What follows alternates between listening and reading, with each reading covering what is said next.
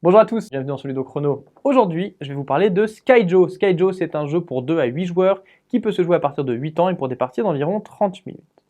Skyjo, c'est un jeu abstrait dans lequel les joueurs vont avoir devant eux un tableau de cartes et le but du jeu va être de se débrouiller pour que les cartes qui soient dans ce tableau aient les valeurs les plus faibles possibles. On aura une succession de manches, à chacune des manches, les joueurs vont marquer les points des cartes qui sont présentes dans leur tableau et à la fin de la partie, c'est le joueur qui aura eu le total sur toutes les manches le plus faible qui sera le gagnant.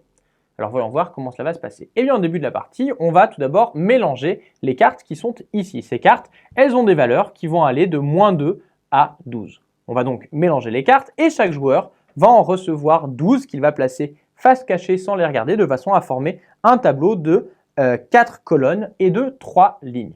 Chaque joueur va également révéler 2 cartes de ce tableau. On va créer une pioche et révéler la première carte de la pioche. Les joueurs vont ensuite jouer à tour de rôle.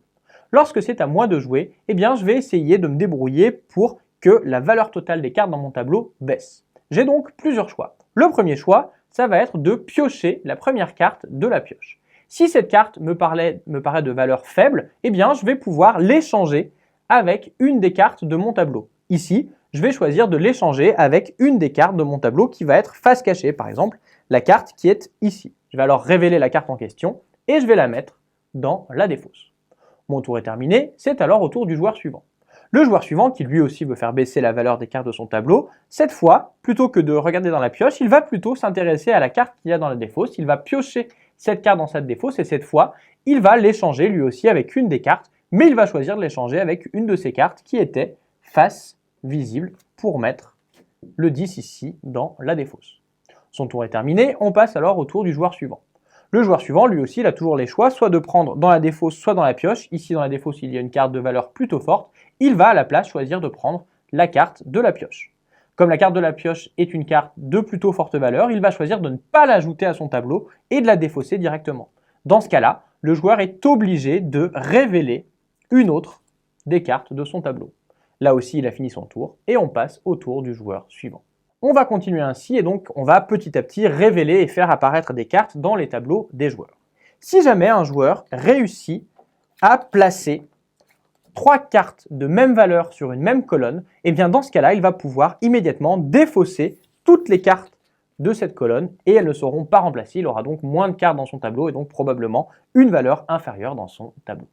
La manche se termine dès qu'un joueur a révélé toutes les cartes de son tableau. Dans ce cas-là, tous les autres joueurs vont faire de même, on va révéler toutes les cartes encore face cachée, on va regarder s'il y a des colonnes de cartes identiques que l'on va alors défausser, et chaque joueur va faire la somme des valeurs des cartes de son tableau et va ajouter cette somme au total de ses points.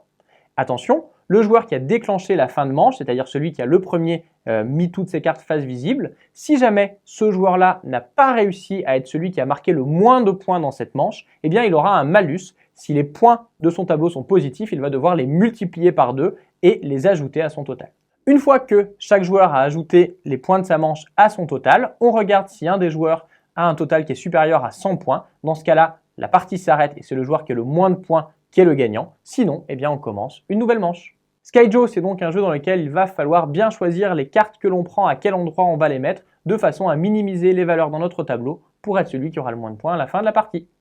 Voilà, vous savez presque tout sur Skyjo. Maintenant, à vous de jouer.